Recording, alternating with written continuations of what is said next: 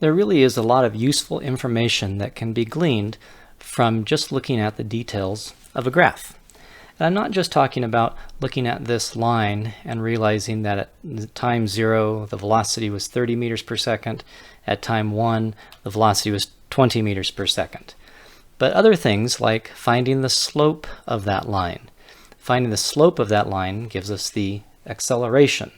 And we can see that in 1 second the velocity changed by minus 10 meters per second, so the acceleration would be minus 10 meters per second squared. But there's other things we can glean from the graph as well, and finding the area under that curve does give us some useful information. I'm using the word curve here, so I might need to backtrack just a little bit. This is an algebra-based physics course, so we're not going to be using any curved lines here. It would require calculus to find the area under a curve, but we'll save that fun for a little later. Before we do that, let me remind you that we have covered only 2 equations so far in this physics course. It may seem like we've covered much more than just 2 equations, but really everything we've looked at has only been a result of these 2 equations, or just those equations in different forms.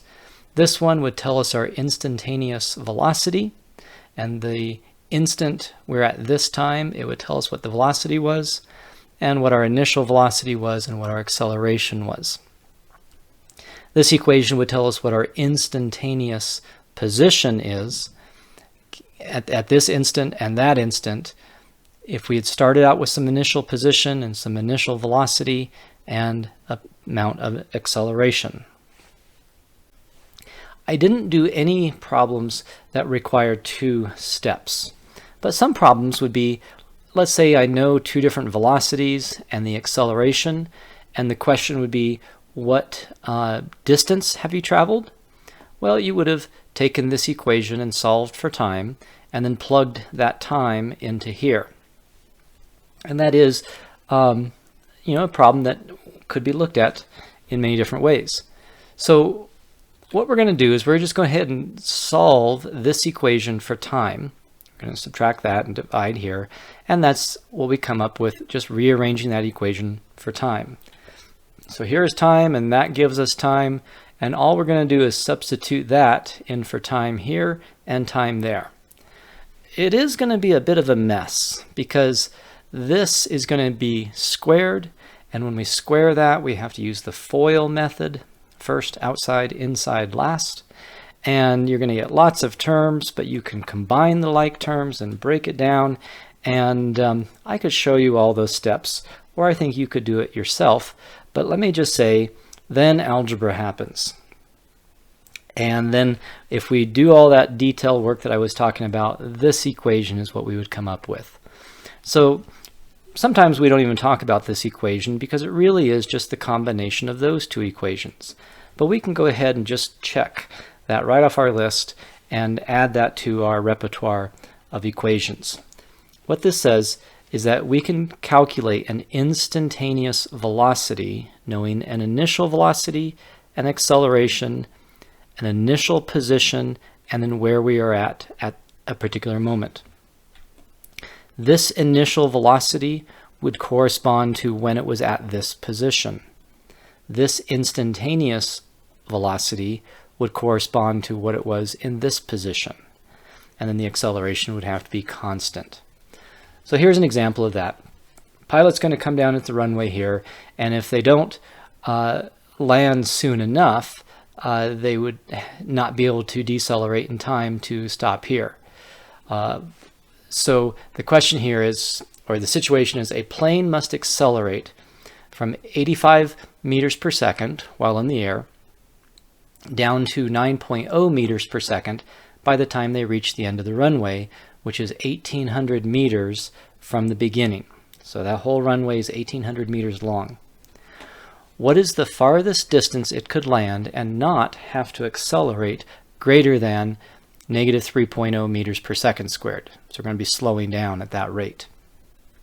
Now it says by the time, but we don't actually have to find the time first and then plug it in. This equation can just skip the step of finding time, and we just plug things in. So the initial velocity here corresponds to the position that it landed in. So when it lands right here, it was going this fast. And by the time this 1800 meters comes up, we need to be traveling this fast. So way down here, we're going there. And that's our acceleration. Now I'm going to fall back onto saying then algebra happens again, because I hope by now your algebra skills are good enough where you can very carefully go step by step and solve for an unknown variable. And if you do that, and you should practice that, you'll find that the initial position should be 610 meters. So as long as you land 610 meters from there, you can decelerate no greater than that rate there. And that's that last equation. Okay, so now let's talk about area under the curve. So we have this graph here, and we see that it does have some initial velocity, and the velocity is staying constant. We can see that it's not accelerating. And just to keep things simple, I'm going to say that we're just starting at the origin, that there was no initial distance that we have traveled. The slope of that line is rise over run, a change in the y-coordinate over a change in the x-coordinate. Our y-coordinate is velocity, our x-coordinate is time, so a change in velocity over a change in time, well, that's acceleration. And if we forget that, we could look at the units. Velocity is measured in meters per second, time is measured in seconds, so we get meters per second. That's the same thing as meters per second squared. And so if we found the slope of that line, well, in this case, the slope is 0, which means the acceleration is 0. It's not accelerating. All right, but now let's find the area under the curve. If we calculate the area of all that shape there, what information would that give us? Well, it's a rectangle, so area is base times height. The base was measured in time and the height was measured in velocity, or we could call this the base and that the height. Well, it was just velocity times time, and velocity times time is position. If we're unsure of that, we could look at the units. Velocity is meters per second, time is measured in seconds, seconds cancel, and we would get a unit of meters, distance. Okay, so let's do this problem here. In this case, it looks like the initial velocity was 0, but it is accelerating. So here's that kinematic equation. We're still going to say the initial position was at the origin, it's at 0, but this time it had no initial velocity. So just we can calculate its instantaneous position at this instant by just 1/2 at squared. So we're going to do that just using the equation, and we see that in 1 second it changed its velocity by 10 meters per second. So that's its acceleration. The slope of that line would tell us the acceleration. So 1/2 the acceleration times time squared, we get 5 times 25, or 125 meters altogether. Another way we could have done that is by just taking the average velocity times the time. We started at 0, we ended up at 50 meters per second. The average was 25 meters per second for 5 seconds, and 125 meters, same as what we calculated there. But now let's go ahead and find the area under that curve. So it's a triangle. Area of a triangle is 1/2 base times height. So 1/2 of 5 times 50, and half of 5 is 2.5, and 2.5 times 50 is 125. So we get the same answer either way we go. In this problem here, we've just shifted things up a little bit. So it does have some initial velocity. And we're going to say it starts at the origin, but let's go ahead and just plug the numbers into the equation. So the initial velocity was 10 meters. We're going to do that for 5 seconds. and then it had an acceleration of 10. That was the slope of the line for 5 seconds. That is 50 meters. Half of 10 is 5 times 25, 125. So that's 175 meters altogether. And that's what this equation says, is that how far we've gone at this instant in time is what we've already traveled, plus the distance we travel due to our initial velocity, plus the distance we traveled due to our acceleration. Okay. Another way we could have done that is just by finding the average velocity times the time. We started out at 10 meters per second. We got going up to 60 meters per second. The average of those two is 35. So 10 and 60 is 70. Divide by 2 is 35. That's the average velocity times the time. And you calculate 175 meters, same as what we did there. But let's calculate the area under that curve. One way we could do it is to break that shape up into a triangle and a rectangle. So the area of the rectangle is just this height times this distance here. So base was 5, height was 10. And then the area of this triangle is 1/2 base times height. The base was 5. It went from 10 to 50 to 60. So the height was 50. This is 50. This is 125. We get 175 altogether. So we can calculate the same distance traveled a number of different ways. This piece right here is just the equation to find the area of a trapezoid. We broke that up into a triangle and a rectangle, but that's the same as this is a base and this is a base, and we call that the height. So the area of a trapezoid is just the average of the bases times the height. So area gives us some useful information. In this graph here, if we find the area all the way up into 5 seconds, it would tell us the distance we've traveled during that 5 seconds. If we only found the area up until, say, 3 seconds, finding the area of this shape, that would just be the distance that we've traveled at 3 seconds. So this might be a common problem you would see, that at time 0 we were going 60 meters per second. After 2 seconds we were going 20, we were slowing down, but then we maintained that velocity for 2 seconds and then sped up to 30 meters per second in the last second. So the question would be, what's the total distance traveled? Well, the total distance traveled would be just the area under that entire shape. And we can break that up into familiar shapes. This is a trapezoid. Is the area of that trapezoid is the average of the bases times the height. This was 60, that was 20, the average of those times the height. And we get 80 meters. So just during the first 2 seconds, we've traveled a distance of 80 meters. During the next 2 seconds, the area of that is base times height, and we've traveled 40 meters just during that time. In the last 1 second, same thing with the average of the bases times the height. We had this base was 20, this base was 30, the average of that times this base or this height, 25 meters. So during the 5 seconds altogether, we've traveled 145 meters. Seems easy enough, but let's do this one. This was my original question for you. We could find the slope of that line, and it looks like the slope in 1 second we have dropped by 10 meters per second. The slope would say the acceleration was negative 10 meters per second. But let's calculate the area.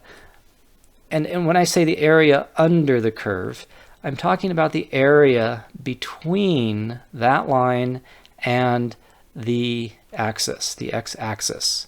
So the area between that line and the x-axis. Well, this is a triangle, so it's 1/2 base times height. We get 45 meters. This is the triangle, and the height here is negative 20. So it's 1/2 base times height. This is a negative distance. So what would happen is, like, we at time 0, we were traveling 30 meters per second. We were slowing down, slowing down, slowing down, and we stopped for an instant.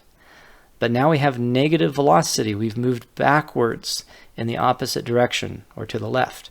So we had negative velocity. So the total distance we traveled would be this area and this negative area. That's an interesting idea, negative area. But it works. So 45 minus 20, after 5 seconds, we'd be 25 meters down the road from our starting point. So this looks like a fun water slide. We've got this orange slide here and this blue slide here. And you might know that if two people started at either slide here, they will, when they reach the end, both people will be traveling the same speed or the same velocity. But that's not my question. Which person will finish the ride first? Who will win the race? So it looks like this person here picked up a little speed, but it's not very steep, so they're not picking up very much speed here. The person in this blue slide is picking up lots of speed in the beginning, and it kind of goes up and down, but they're picking up lots of speed overall. The person in the orange slide, not much speed picked up, not much acceleration here in the beginning, lots of acceleration here, and then because it's pretty level, they're not accelerating very much there. So this might be a graph, not of the position or the height and time, but the velocity or the speed as a function of time.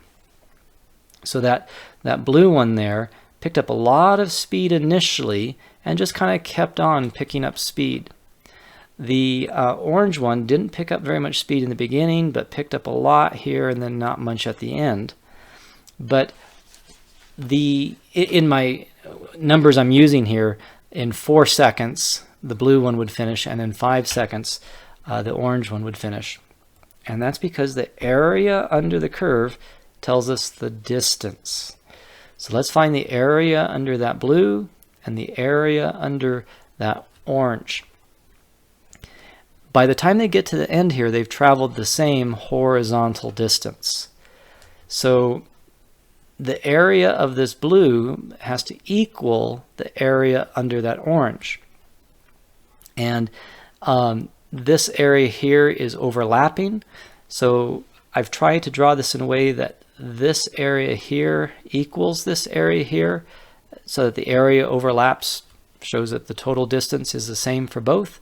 It's just because this one had so much more height, it didn't need to have as long of a time or a base to get the same area as this other one.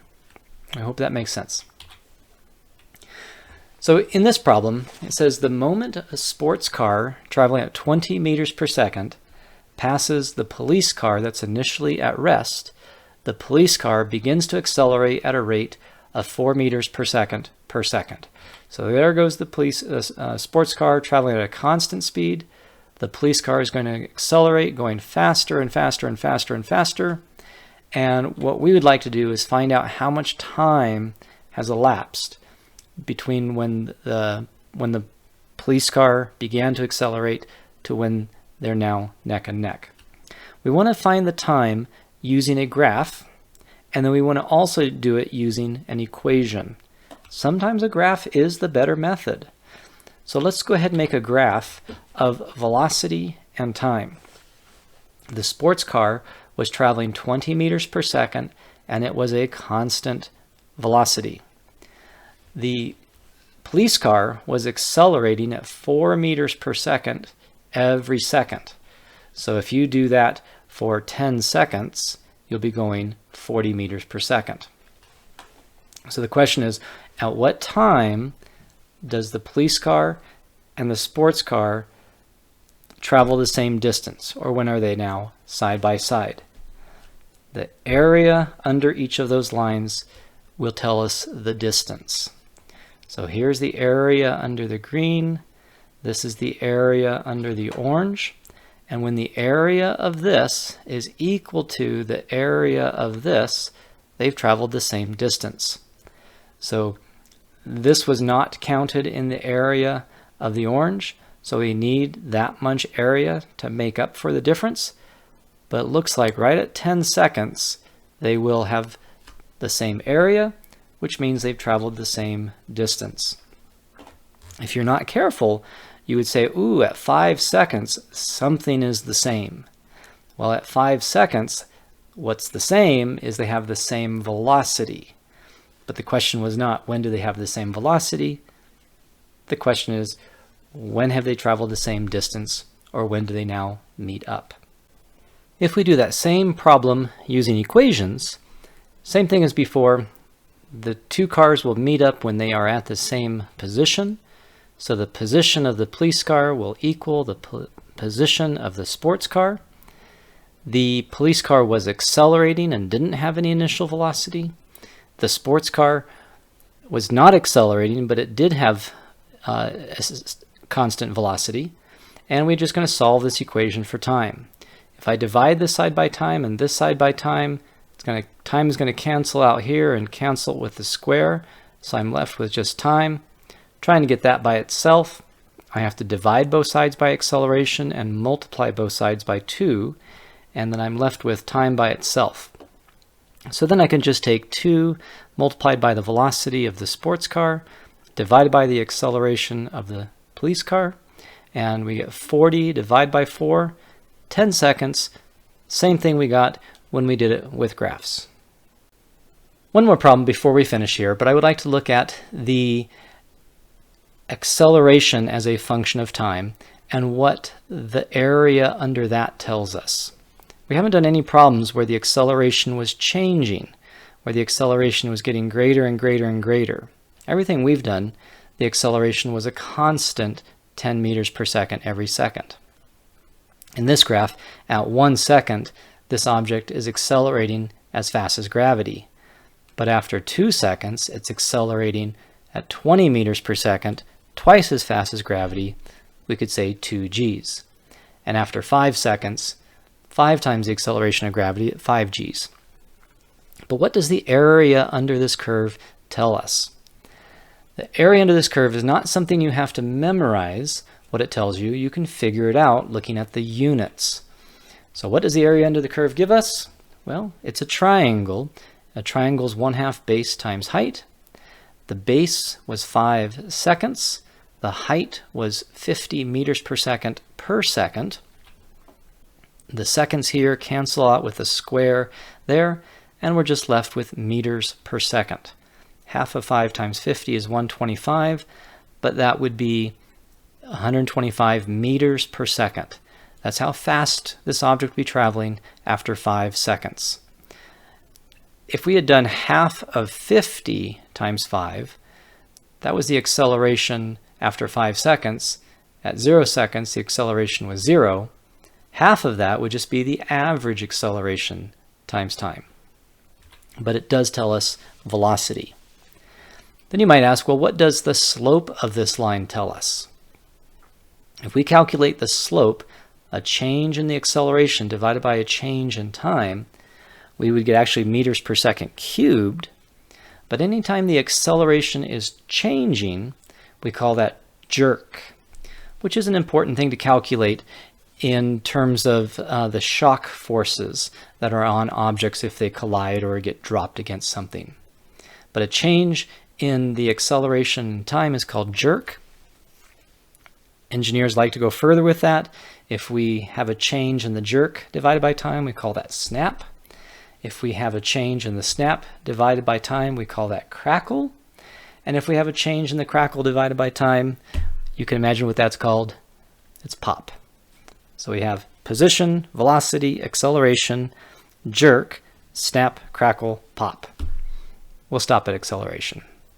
So area under the curve tells us something, slope tells us something, and we finished up the last equation in kinematics. We are now done talking about linear motion.